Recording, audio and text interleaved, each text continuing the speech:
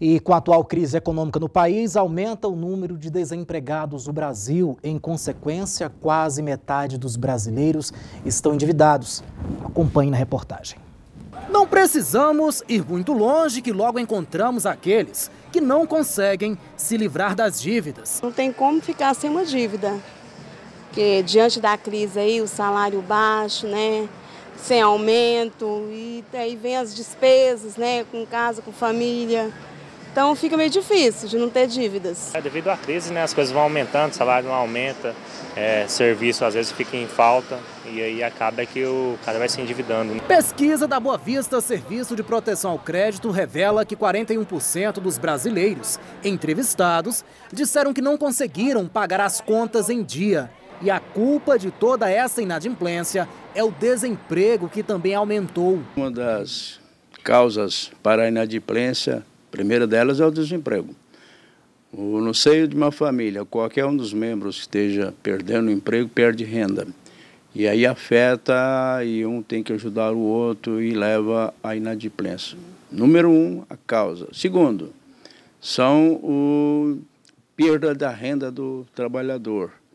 Como nós estamos observando a queda na economia, a recessão que está havendo e acaba o trabalhador perdendo renda. Ainda segundo os números, o percentual de pessoas com contas em atraso saltou de 40% em 2015 para 49% só no início deste ano.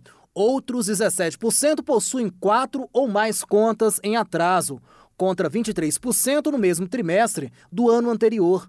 Para 16%, as contas em atraso ultrapassam o valor de R$ 5.000. Ainda segundo a pesquisa, 74% dos entrevistados que disseram que estão devendo não pretendem comprar nos próximos meses. Isso pelo menos até quitar as dívidas anteriores. E esta notícia só desanimou ainda mais o comércio, que vive uma crise. Se não tem compradores, não tem lucro. O comércio passou a demitir mais do que os outros segmentos, porque ele é o maior empregador entre todos os segmentos do setor econômico produtivo. Nós temos aí pela frente o Dia das Mães, a previsão de que vai ter muito menos contratação de temporários, nós vamos ter um volume de vendas bem inferior ao ano passado e a perspectiva de curto prazo não tem solução. Bom, e o cartão de crédito continua sendo o principal vilão quando o assunto é inadimplência. Só aqui na capital, 74% dos goianienses estão endividados com o cartão rotativo. Será que as taxas de juros dos cartões de crédito e outras modalidades de financiamento impactam o orçamento das famílias? Para responder essa e outras perguntas, eu converso agora com o economista Marcelo Lavocá. Boa tarde, obrigado pela presença aqui no TJ Goiás. Obrigado, Alex. Marcelo, a intenção justamente do quadro é levar aí para as pessoas que estão em casa mais informações e mais claras sobre a questão da economia. A gente já falou aqui várias vezes sobre juros, mas eu queria começar justamente aí com essa pergunta básica: o que são os juros e como eles são calculados? Bom, Alex,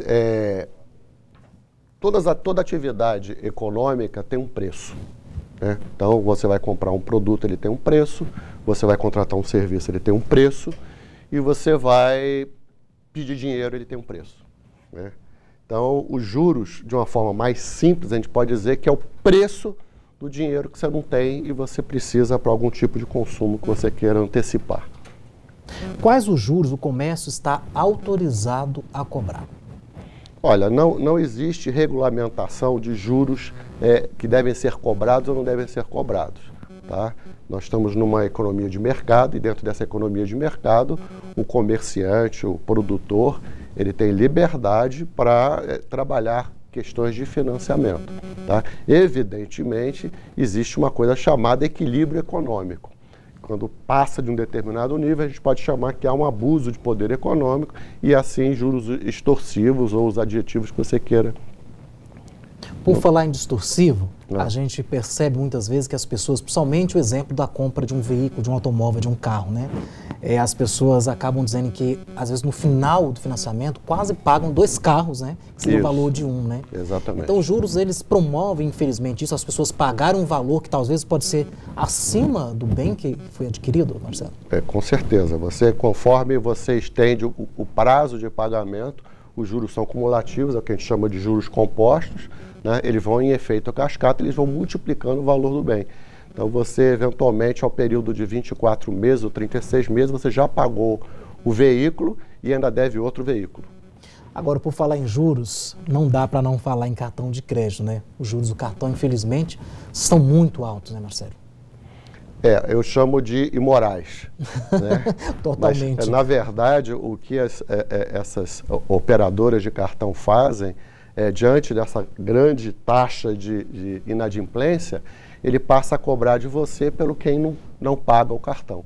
Então, dentro dos cálculos dele de financiamento, ele está colocando justamente esse número grande aí que você colocou, de mais de 50% das pessoas não conseguindo pagar seus créditos. Essa conta entra nos juros que você está pagando, mas é imoral.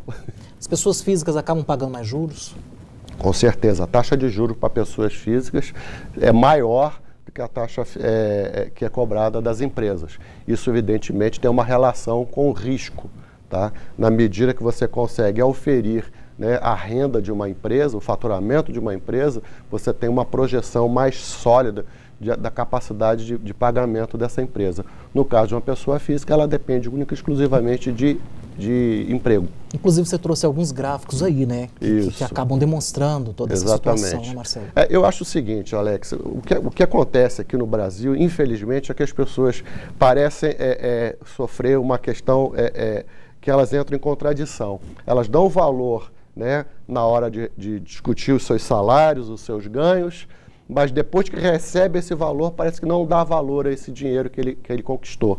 Em outras palavras, estou dizendo o seguinte, por exemplo, veículos, você falou de preço de veículos, né? Os veículos, se você subtrair os impostos que são pagos no Brasil e são pagos nos Estados Unidos, o nosso veículo ainda é 30% mais caro.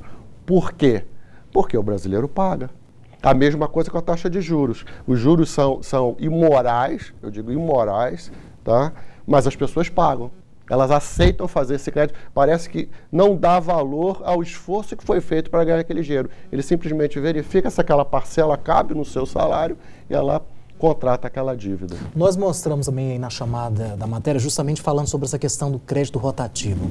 Isso. É quase que um suicídio financeiro, né, Marcelo? Justamente. As pessoas, quando entram, não conseguem sair. Justamente. O que a gente chama o seguinte, esses juros são mais altos justamente nesses instrumentos de crédito, são chamados crédito fácil.